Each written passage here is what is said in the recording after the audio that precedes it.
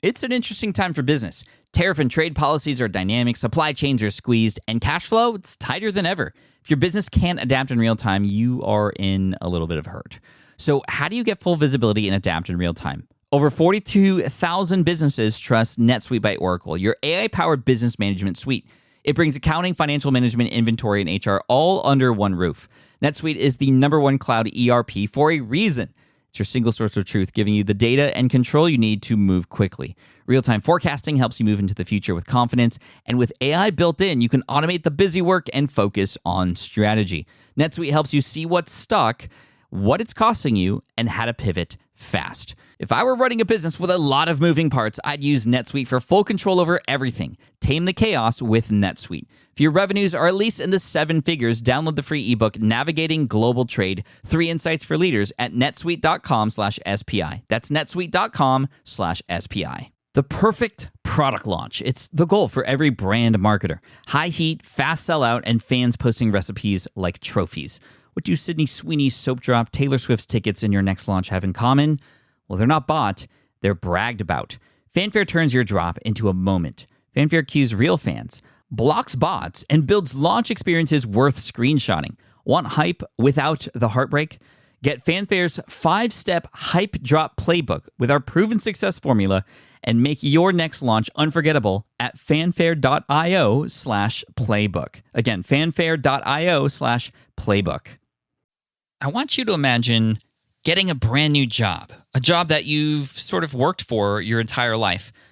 And within 2 weeks after getting that job, you just know that this is not for you. That's exactly what happened to our special guest today, Kristin Addis, who had worked so hard to get a really amazing corporate job and just knew right away that this was not going to be what was meant for her for the rest of her life. But here's the thing. She stayed with that job, not just for another few months or even just another year, but years. And then finally, she was able to break out of that and to create something amazing. And on a whim, traveled somewhere, did some really amazing things, discovered herself, her niche, and brought a lot of people on the ride. And today she's going to bring us on her ride with exactly how this all went down, what was going through her mind, and how she was able to build a business online to help others follow her journey. She helps women travel solo. And it'll be really interesting to have you find out exactly how this happened. And with her brand at BeMyTravelMuse.com, again, that's BeMyTravelMuse.com, she's built this incredible brand with literally hundreds of thousands of people coming to her website every single month. And then COVID happened. The pandemic hit. And of course, what happens during the pandemic? Well, not travel. And so her website, her brand took a hit. Her brand deals, gone. Now, she's not one who is new at fighting adversity. So she was able to pivot, create something new, and I imagine that things are going to go even better. So that's the story in a nutshell. But we're here to unpack all that and more today with Kristin Addis from BeMyTravelMuse.com. Welcome in. Stick around. This will be an amazing one. Here we go. Welcome to the Smart Passive Income Podcast, where it's all about working hard now so you can sit back and reap the benefits later. And now your host. If he could have only one type of coffee for the rest of his life, it would be from Australia. Pat Flynn. With running your own business, legal questions always come with the territory. Like, can I use this contract or agreement? What do I do if a client doesn't pay? Am I even structured the right way for taxes? Instead of Googling your way through legal landmines, imagine having a law firm ready to address your business's legal needs without the sticker shock. That's what you get with Legal Shield's small business plans. Legal Shield helps entrepreneurs access real legal help on contract reviews, collection letters, business formation guidance, and even help navigating IRS audits. Members can schedule consultations, upload documents through the app, and get support from a provider law firm that knows small business laws in your state. Plus, consultations on taxes or trademarks help you stay ahead of potential problems. And if a client is late on a payment, Legal Shield steps in with professional collection letters so you can protect your hard-earned revenue, all for a fraction of the price of hiring a lawyer on your own. Go to LegalShield.com/SPI or call 833-570-9980 to learn more and get big business legal support without a big business budget. That's LegalShield.com/SPI. Hiring shouldn't be a hassle or a drain on your budget. Upwork is your one-stop shop to find, hire, and pay top freelance talent, saving you time and keeping costs in check all in one place. Companies at every stage turn to Upwork to get things done and find more flexibility in the way that they staff key projects and initiatives by assessing a global marketplace filled with top talent in IT, web development, AI, design, administration support, marketing, and more. And I've personally used them myself and can vouch for them. Posting a job on Upwork is easy. With no cost to join, you can register, browse freelancer profiles, get help drafting a job post, or even book a consultation. From there, you connect with freelancers that get you and can easily hire them to take your business to the next level. Upwork makes the entire process easier, simpler, and more affordable with industry-low fees. Post a job today and hire tomorrow with Upwork. Visit Upwork.com right now and post your job for free. That is Upwork.com to post your job for free and connect with top talent ready to help your business grow. That's UPWORK.com, Upwork.com. Go there now. Wow. Are we really halfway to 500 now? Well, that would be 250. We're halfway between 400 and 500, but still, 450 episodes later. Welcome to session 450. My name is Pat Flynn, here to help you make more money, save more time, and help more people too, and inspire you with today's story and advice coming from Kristin Addis from BeMyTravelMuse.com. We'll have all the links and all the things mentioned on our show notes page. I'll mention the link to that at the end, but let's not wait any longer. Here she is, Kristin Addis. Kristin, welcome to the Smart Passive Income Podcast. Thank you so much for being here today. I am so excited to be here. I'm thrilled that you're here because you've had some amazing things happen over the past year, despite the pandemic and having been hit very hard because of that. And I want to definitely go into that more and sort of what the plans are in the future, because you, more than many other people I've met, have pivoted really, really well. But let's go back to how you first got started online. I'd love to learn more about Kristin and how you got to become an online personality and be my travel muse and all the things that's kind of started it. Sure. Well, backpacking for me was something I'd always wanted to do long term, but having a full-time job in the States, I got about 10 days off per year. I'm sure that sounds familiar to a lot of people. Right. And it was just impossible to really go anywhere all that far, but I always wanted to travel so much. I come from the mergers and acquisitions industry, which meant a lot of long hours and just kind of questioning generally if what I was doing was good for the world and not feeling very connected to the job. Despite that, I did it for 4 years and I was so burnt out. I just decided, okay, I need a sabbatical. I need to stop doing this. So I am a very all or nothing type of person. And so I decided I would quit my job and my lease, buy a one-way ticket to Bangkok, pack just a carry-on bag and see what happened. And 8 years later, I'm still sort of on that journey, I guess you could say. That's incredible. Let's go back to when you were at your job still, because I've heard this story before from you. What was wrong with it? What was giving you those signs that it just wasn't really going to be the right thing for you? Well, to be totally honest with you, about my second week in, I started to sense that it really wasn't for me. And I stayed anyway, because this was in 2008. I was thrilled to even have a job, a full-time job. So just having that alone was putting me far and away ahead of most of my peers. And so I knew not to throw it away for that reason. Then I sort of had the golden handcuffs on, because once you get a deal teed up in this industry, it can take almost a year to close. So it just never was the right time for me to leave, even though it didn't seem like I was really doing much to help anything other than rich people get richer. And believe it or not, it's a lot of cold calling, this job. It's a lot of prospecting. So on the very positive side, I was talking to incredibly successful CEOs as a 22 to 26-year-old, but on the downside, it's all you're really doing in and out every single day of your life, getting tiny fractions of the money that you're bringing into the company. And it just didn't seem to me like a long-term prospect if I was going to have any kind of happiness or freedom.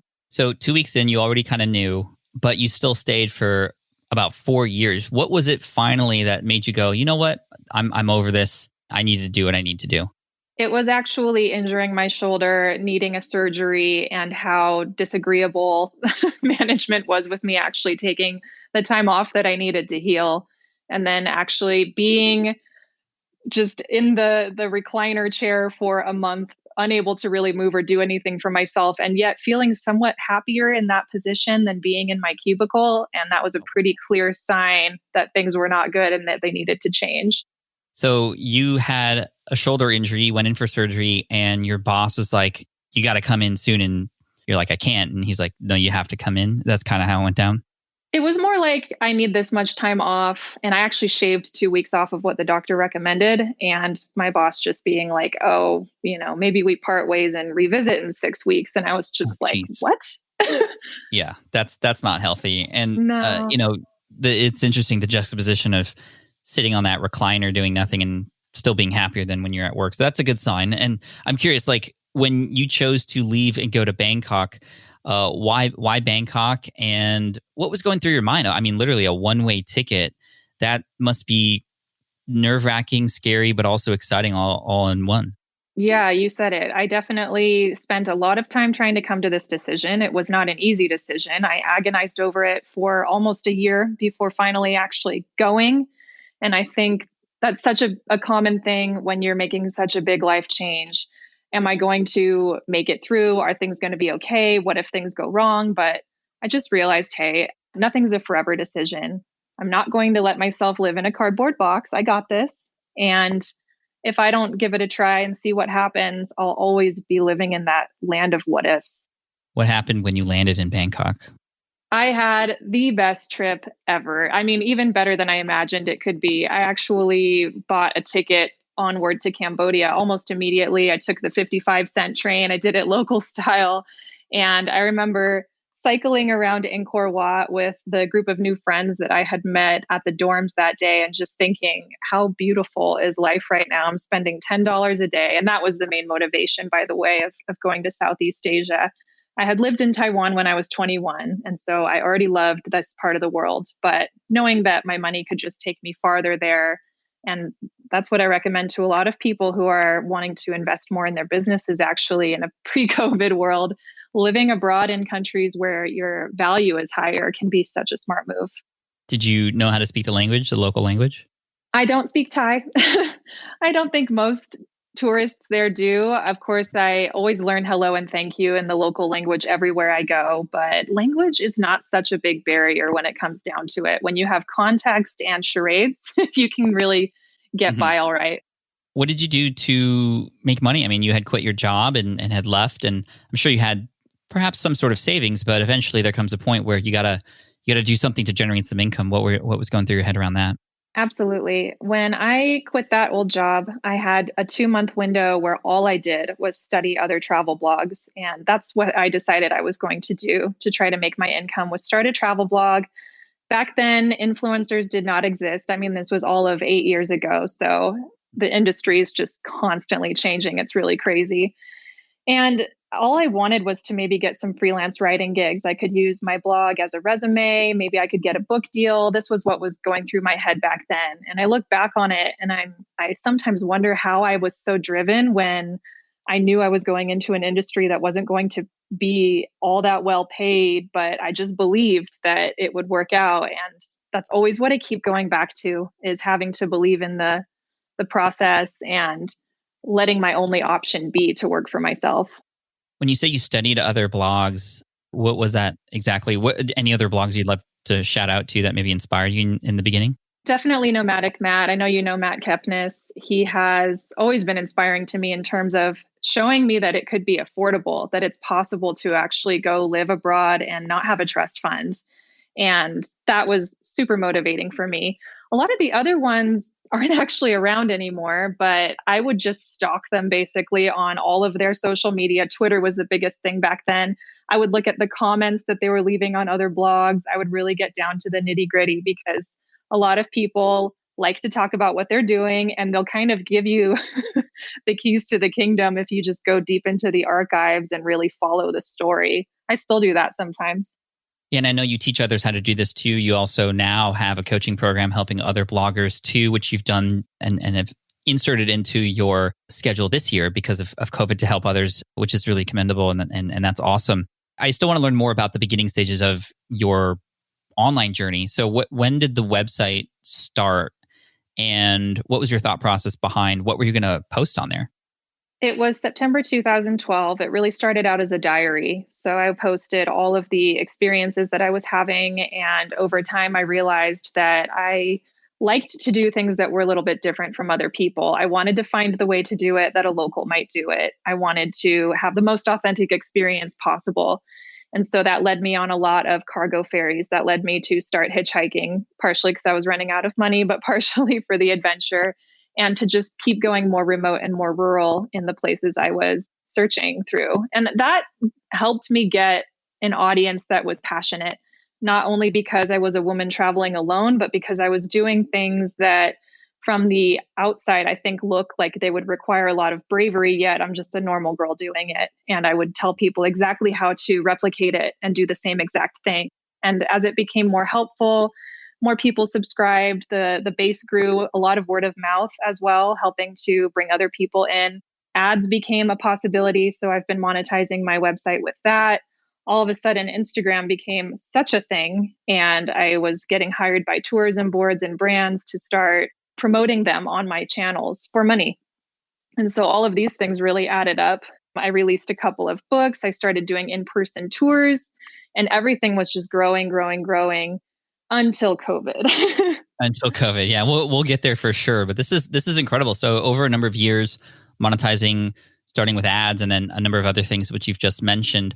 I'm curious, when you started your blog and you started sharing these things and building this audience, oftentimes I hear bloggers especially have one or two moments that are significant in that growth journey.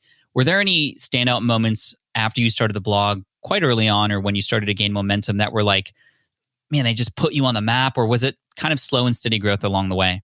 Absolutely. I can think of two big moments. One was when I was sitting in China in a very rural area, hoping that my internet would be strong enough to take a call with someone who was about to hire me for a freelance writing contract that was good for $600 per month, guaranteed for a whole year. Now, I'm pretty good at traveling frugally, and I was really good at it at that point. I'd been doing it for 2 years, only sleeping in shared dorm rooms. I'd been hitchhiking all through China at that point. And so I thought 600's all I need to know that I can keep going here. I was really close to taking an interview for a job, and that was the ticket that I needed to say, no, I'm not going to do that. I'm going truly all in on this entrepreneurial journey. Now, prior to that, I'd pretty much gone through all of my savings. I went home and I sold my car. I had really done all I could to survive this long, and it was a breaking point. And that was just a huge step up for me. And then the second was when I came out with Conquering Mountains, How to Solo Travel the World Fearlessly. It's an ebook that is still for sale, and it put me on the map as a solo female travel expert. This is my whole brand. This is my niche.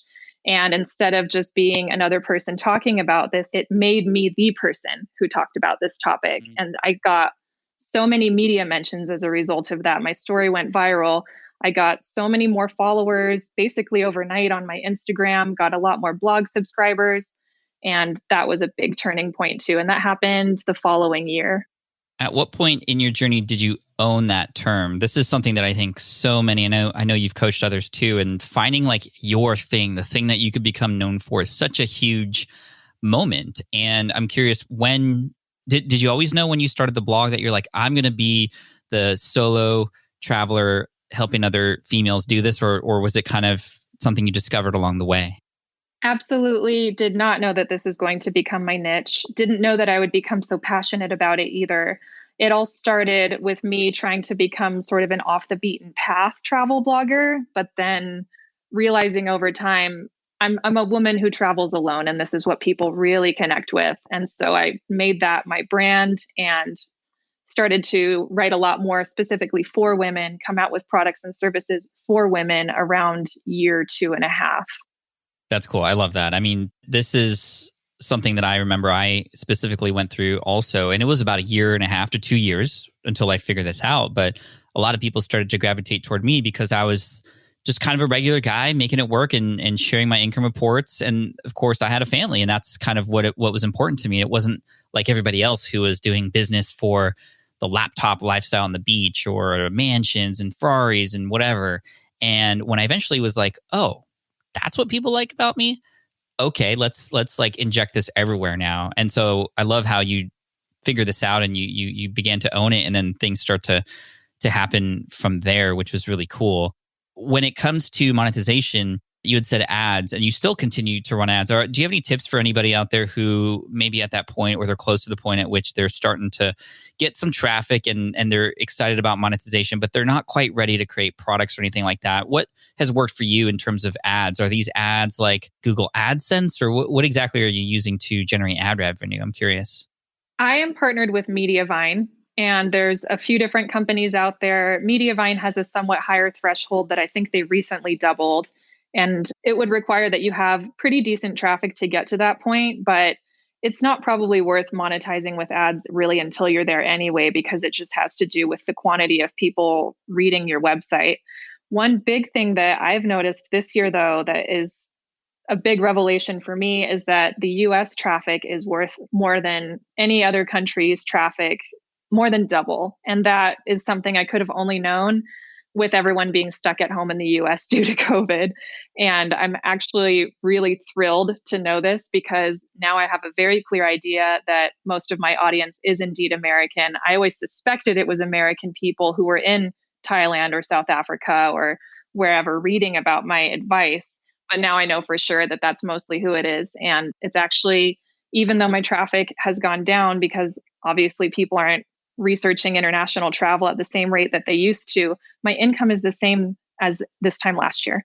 Wow, that's great. That's super cool. And you've also been hit a little bit from COVID because you used to go travel because a company would pay you to go there. And what does that deal look like? And how did that even get started? Did somebody reach out to you, or did you reach out to somebody? And when you make a deal like that, I'm just curious to know what is that like exactly? What do you have to do for them, and what to expect?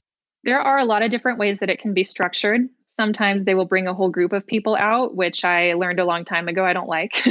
So what I do is bloggers, other influencers. Exactly. Other bloggers, influencers, sometimes traditional media as well. It's called a fam trip.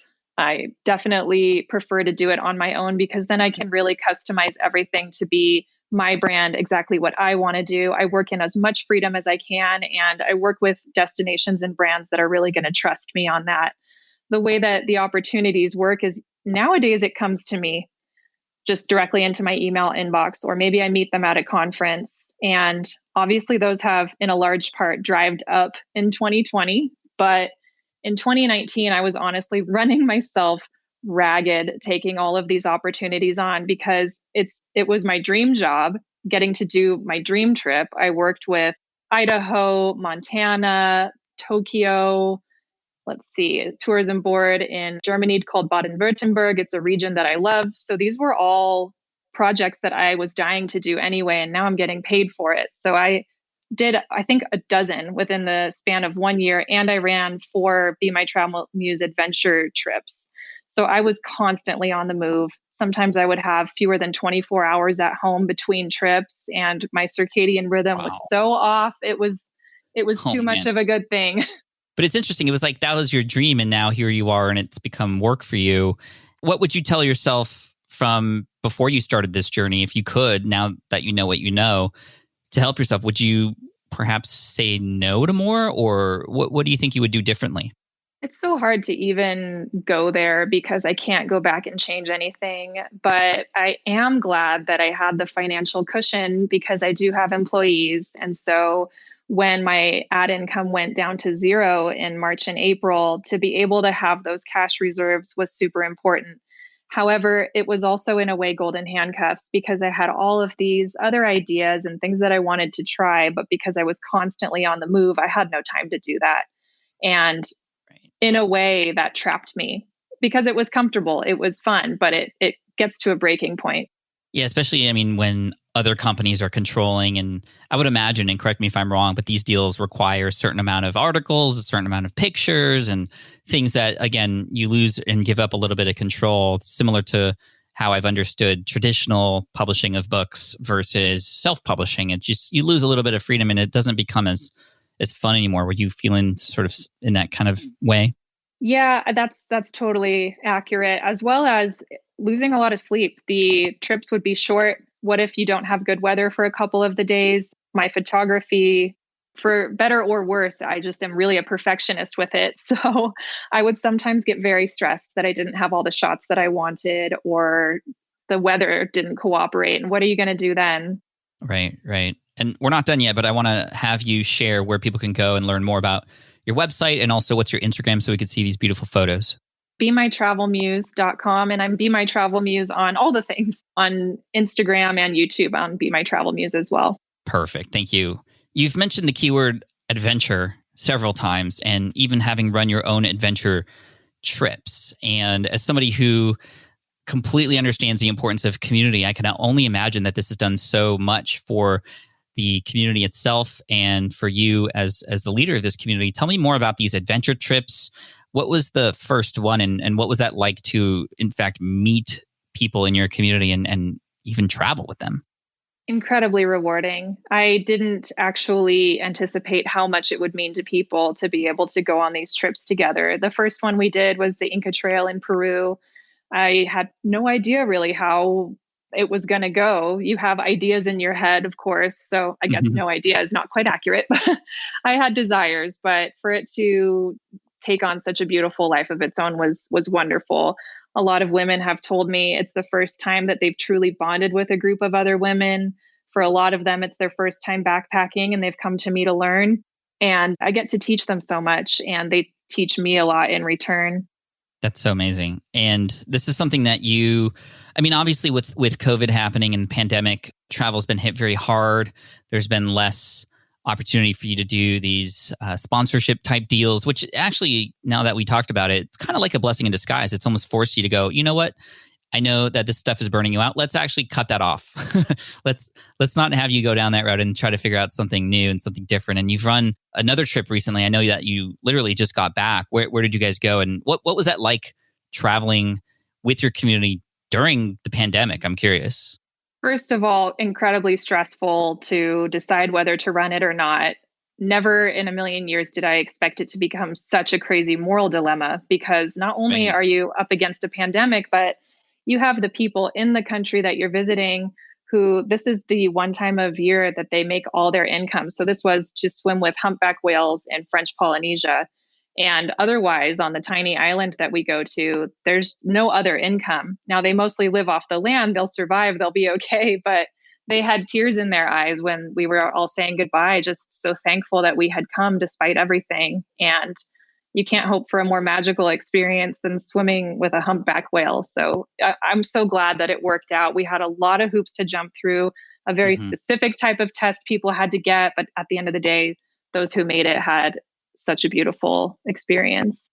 That's really amazing. And to do that and live that dream, connect with your community, as well as get paid for that is really cool. I know you and I have had chats together about just whether or not this trip should continue to move forward because there's responsibility for health and sickness reasons, but also, like you said, financially for the tourists, companies that you're going to be working with. So a way to take charge and make that work. And I'm sure there's going to be many more adventures.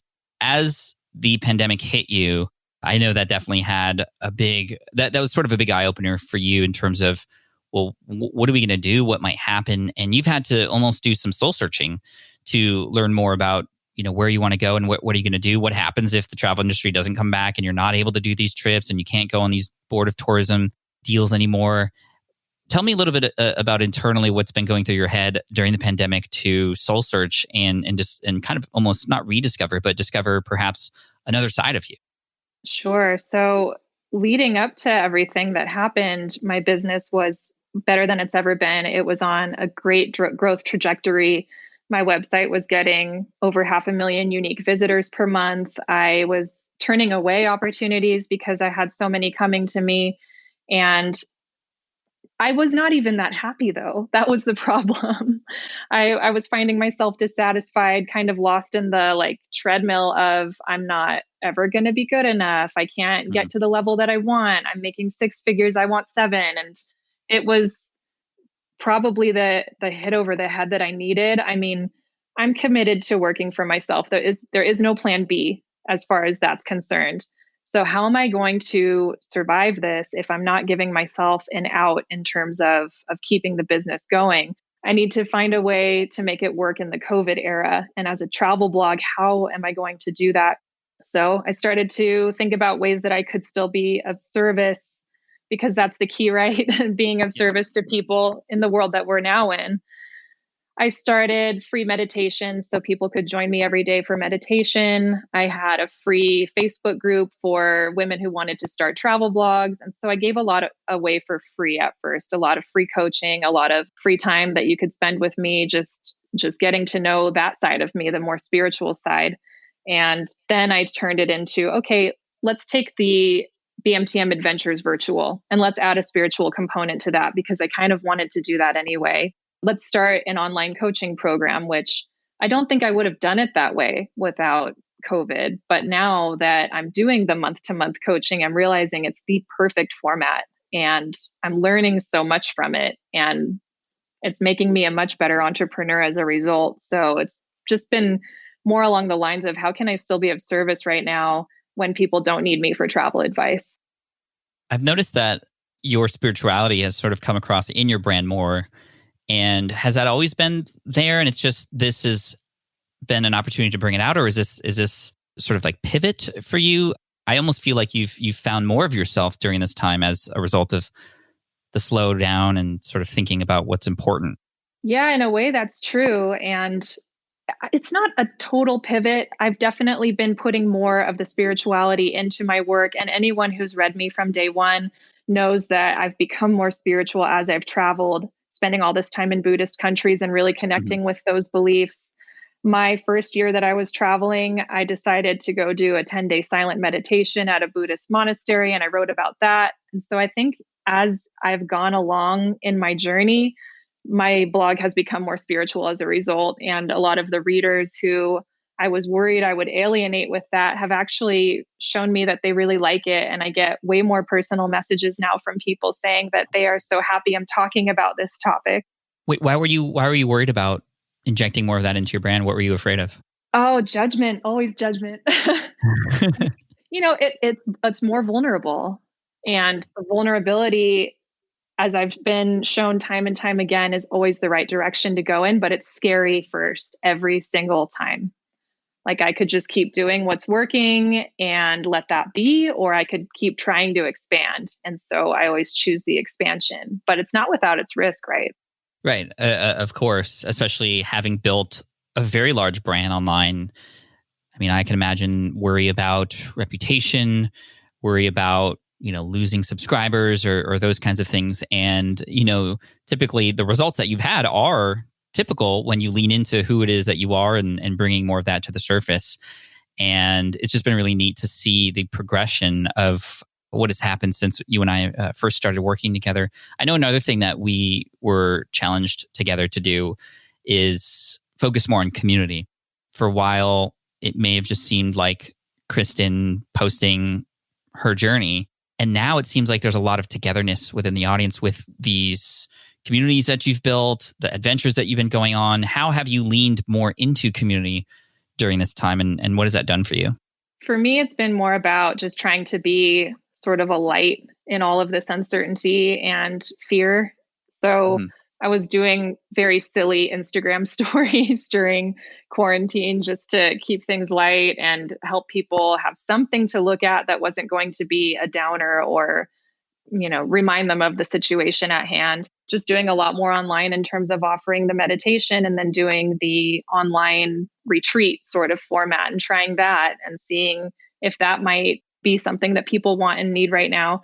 Just trying to make more impact. And then as a result, having new income streams come out of that. What is something specific that has come out of more focus on the community? Anything specific? Well, very selfishly, it's been very rewarding, actually, especially doing the virtual retreat. So we based it on the chakras, and every day was a different chakra and practice to go with it. And this is a pretty big departure, honestly, from my travel blog. Yes, I talked about spirituality, but this was almost entirely spirituality based. Right. And it was so hard for me when I was marketing it, as I talked to you about. At first, I didn't feel like enough people were interested or signing up. And then I wasn't focusing actually on those who did sign up though. And at the end of it, I couldn't help but feel just so much more powerful. Like I had really made an impact for people. And I've been to a lot of retreats as a participant, and it's always super powerful for me. But to actually lead one was a whole another beast altogether, and it felt amazing. So I just want to do more of those and to hopefully reach more people who just need that right now, who need the connection. I love how you mentioned shifting your focus from those who didn't buy to those who did. And even though it may be a smaller number of people because it's sort of new for people to hear about this side of you, as you said, it's probably one of the most rewarding things that you've done. And now you can take this into your brand even further or create something separate or take these onto your adventures. There's just so many great things that have happened. And it just seems to be this pattern of like growth for you always seems to happen when things are maybe a little bit uncomfortable or there's fear there. And like, what would you say about fear? I think a lot of people listening to this would be afraid to travel solo. They'd be afraid to start a blog. They'd be afraid to pivot from their brand. What's your relationship with fear now? Yeah, that's an interesting pattern that you uncovered there. How can I stop having it be something that has to spark it, some fearful thing that happens? But that is my pattern. So interesting that you found that as well. But I do think that some fear is healthy. And like I mentioned, those golden handcuffs earlier, I know a lot of people are dealing with that and the fear of putting yourself out there. And I don't think the scariest part is what will people think. I think the scariest part is what if no one looks? What if no one cares? What if no one reads it? And so there's not only the volatility of the world right now, but there's the vulnerability that you're putting out there. And personal brands are raw and vulnerable if they're going to really make an impact. So whenever fear comes up, I know I have to do it anyway. I have to conquer it. And that's just been true every step of the way. And it feels so good to be on the other side of it. And it never goes away. Right. No, I mean, I can attest to that as well. And this is probably the part of the conversation where most people listening are, like, yep, that's me too. So is it the reward on the other end? Is it that good feeling that keeps you going despite the fear? It's that. It's knowing that my business employs multiple women who I want to keep invested and, a part of it too. It's also knowing that every single time it's a learning experience. So I just know now that you can't fail because you learn every single time. And a lot of things that I thought weren't a smashing success, I look at it now years later and I realize what kind of groundwork I laid from that. Like my first course, of course, I wanted it to have like $100,000 launch. And when it didn't, I was crestfallen. But I look back on it now and it has made good money over the years. I learned how to talk to the camera better. I did all of the editing myself. I got so much better at all of those skills. I learned how to market a course. And so now when I went back and I decided to do the coaching and the more of a membership format, I had already laid all the groundwork. I knew exactly what to do. Yeah, and you have this beautiful YouTube channel as well. You'd mentioned these videos, so I'd recommend people check that out too. And of course, we'll have all the links in the show notes and whatnot, including a link to what I would love to talk about here as we close up, which is another thing that you came out with during the pandemic to explore something new, to bring more fear into the equation, but hopefully something amazing, again, coming out of this, if not already having something like that happen. Tell us a little bit about this new project of yours, a side project, and sort of what inspired it. Yes, Wander Babe clothing. So Wander this is my first physical product. Before I was doing everything pretty much in person, getting run ragged from it, deciding that I needed to move things more online. Post-COVID, it's been, okay, coaching. This is a really good way to fill the time and help other people. Online retreats. I've been laser focusing on my USA content, again, because of the ads being so much more valuable for that. And then the physical product, the clothing line. I launched it in April, which felt like both the worst and the best possible time to be doing such a thing. I do most of the designs myself. It's all very celestial. I've got Jupiter rising leggings, for example. I have some that are a photo of misty mountains. And so it's all sort of outdoorsy stuff you can wear, but with a huge personality. And we work on making it as green as possible, making sure people who sew it are treated right, making sure it's better for the environment, and donating a portion of it. So it's all about empowering women, which I feel like the fashion industry quite often does the opposite. And I wanted to do something different. That's so cool. And I mean, I know, having launched my own physical product as well with my partner Caleb, the SwitchPod, of course. I mean, this is no small task. This is a big thing, and it requires investment. It requires learning new things. And what has been the best resource for you, or what has helped you get to where you're at now with a launched product? In fact, my wife and I purchased one of your leggings. I haven't personally tried it myself, but I hear it's very comfortable. And again, is it wanderbabeclothing.com? Wanderbabeclothing.com. Wanderbabeclothing.com. Cool. What helped you learn how to do all this? This is, again, I had just done it myself. It's hard. And what helped you along the way? Oh man, this is not for the faint of heart, that's for sure.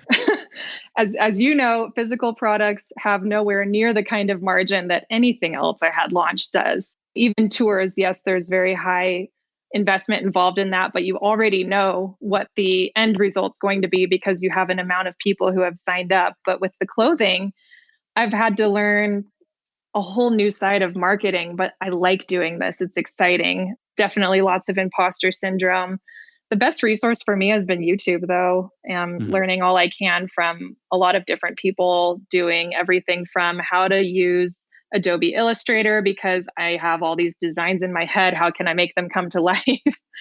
To learning from drop shippers, how they're doing things and how they're marketing. And it's definitely been an uphill climb, but I'm starting to see the light at the end of the tunnel. We've done better than break even over the last 3 months. So I feel great about that. That's so cool. What's been the hardest part for you to get the word out there and market it? I am starting a new social media account with this one. So I would say the first 1,000 followers are by far the hardest. And I've forgotten what that's like now.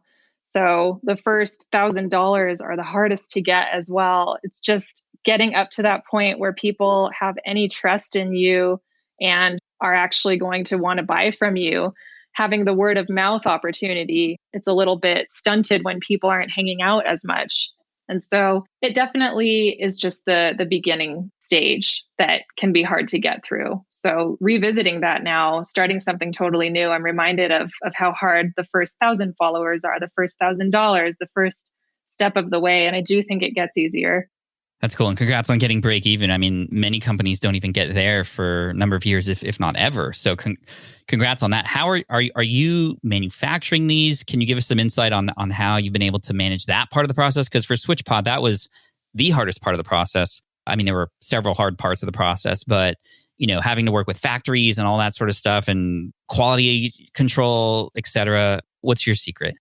Absolutely. Right now, I am actually looking for a factory to work with directly because I would love to offer recycled plastic bottle leggings and things like that. Right now, we're doing print on demand. So that is helpful in that I don't have to buy an inventory first. However, my margins are lower as a result of that. So it's pick and choose, give and take. I do order all of the samples first to make sure that things look good. When it's clothing, it's a whole bunch of things you're ordering. So it's a big upfront investment in that regard. And then I'm also doing influencer marketing. So I'm sending out things to people. And I have to say, it's really interesting being on this side because normally I'm on the other side. So now I'm on both sides. Well, it kind of gives you a leg up because now you know what would work when somebody's reaching out to you. You can do the same thing to somebody else. Might you give us, from your social media expert experience, like what does work to reach out to somebody to hopefully have them promote your brand? Just as much networking as you can possibly do. The people who have agreed to help me are travel blogger friends I've made over the years, and that's been huge.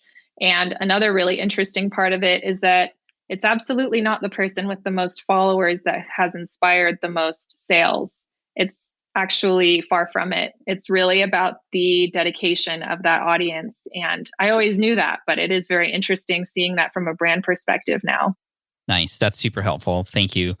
Kristin, this has been amazing to hear the details of your journey and where you're at now. What advice would you give to finish off here? The person who has just started a blog or a podcast or a YouTube channel, and they're slow to grow, they're feeling a little bit disheartened because things are taking longer than expected. What words of encouragement would you offer them at this time? I would say some advice that you gave me previously, which is to celebrate those who are showing up, to not focus on the lack, but to focus on the positive part. It's got to be more of an abundance mindset than a scarcity one. And when you're living from that place, you just have so much more opportunity to bring more people in. I mean, it really does work that way, that if you have the kind of vibe that is attracting the right people, they're going to tell the right people, and over time you are going to grow. But it takes patience in the beginning, a lot of staying power. I think the number one way that people become successful is they don't quit. Amen to that. And Kristin, we're glad you didn't quit, and we're thankful for you to be here today, and looking forward to seeing what else you have to come up with. So where should people go to learn more and follow your journey? BeMyTravelMuse.com is my blog. You can reach out to me on there. You can find my coaching program if you're interested in that. And then if you want to follow along on the travel journey, that is also at BeMyTravelMuse on Instagram and YouTube. You're amazing, Kristin. Thank you so much for coming today. Appreciate you. Thank you. All right. I hope you enjoyed that interview with Kristin Addis. Again, you can check her out at BeMyTravelMuse.com or also WanderBabeClothing.com. And I know, again, as I said during the interview, I know what it's like to create a physical product now. It is not easy. And to have this be done on top of and to invest in it in the midst of this pandemic, I mean, this is when people are creating new opportunities for themselves. And when I got laid off in 2008, I could have, and I was very close to just doing nothing and waiting. But then I took action just like Kristin did, and she's building something great and amazing and taking things even further. So Kristin, congratulations. Keep up the great work. Thank you so much for inspiring us. And again, you can find her at BeMyTravelMuse, MUSE.com. And we'll have all the links on the show notes page here on the website at smartpassiveincome.com/session450. One more time, smartpassiveincome.com/session450. And then, again, think about it. When travel comes back, when we all start traveling again, I mean, her site's going to skyrocket, and she'll be that much more ahead of the game. So congrats, Kristin. Thank you so much for listening, all of you, all the way through. I appreciate you. You could reach out to Kristin on social and on Instagram, of course, and through her website if you want to reach her. She has been an amazing student in my accelerator program, which was over this past year. We just finished up this next round, and she was a graduate of it just recently. And I have to say, Kristin, well done. Way to handle all the obstacles coming your way. And let's keep it up. You're doing amazing. To you listening, thank you so much.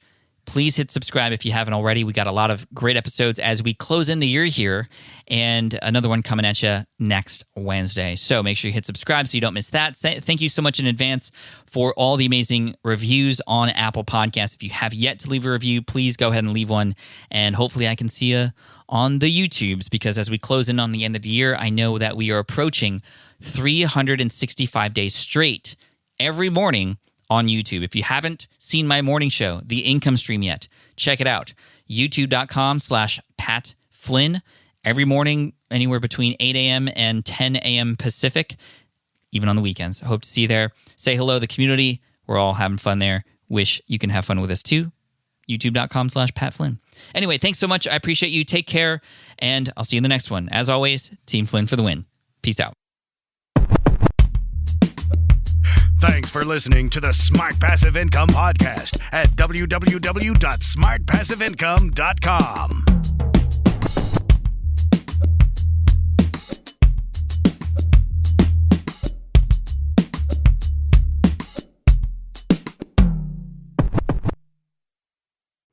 Hey there, quick pause here because I have to tell you about a tool that completely transforms the podcasting workflow, Riverside. I get it. I used to juggle multiple platforms just to record one podcast episode. It was exhausting. Zoom for recording, Audacity for editing, and then a bunch of different apps just to create clips and social posts. I've tried other ones as well. They were okay, but they were clunky and super time-consuming. That's where Riverside has massively helped. I can do it all in one place: recording, editing, repurposing, one platform, one streamlined flow. I just log in, record with my guests no matter where they are in the world, and just like that, studio-quality audio and high-resolution video all in one. And get this, even if your Wi-Fi glitches, Riverside records locally on your device so everything sounds and looks crystal clear. But here's my favorite feature, Riverside's AI editing tool. You can remove silences and filler words with just one click, hours saved. With Magic Clips, Riverside also automatically finds the best moments and turns them into ready-to-post videos for YouTube Shorts, TikTok, Instagram, all without the extra editing. So if you're looking to level up your production quality and simplify your workflow, go to smartpassiveincome.com/Riverside and use code SMART to get 1 month free on the Pro plan. That's smartpassiveincome.com/Riverside, promo code SMART. It's built by creators for creators, and I think you're going to love it. Look, I get it. You want to grow your business, but trying to sell to hundreds or even thousands of people gets very exhausting very fast. But what if you could sell at scale with a simple, powerful quiz? ScoreApp helps you sell to more people without adding more to your plate. You build a quiz or assessment that your audience actually wants to take. Then they answer a few quick questions and get a personalized result right away. It shows them where they're at and what they need to do next and how you can help. And you build huge amounts of trust before you make even a single offer. No hard sell, no chasing leads, just value at scale. Get 50% off the first 3 months using the discount code SPI. All you have to do is just head to scoreapp.com/SPI. Again, that's scoreapp.com/SPI.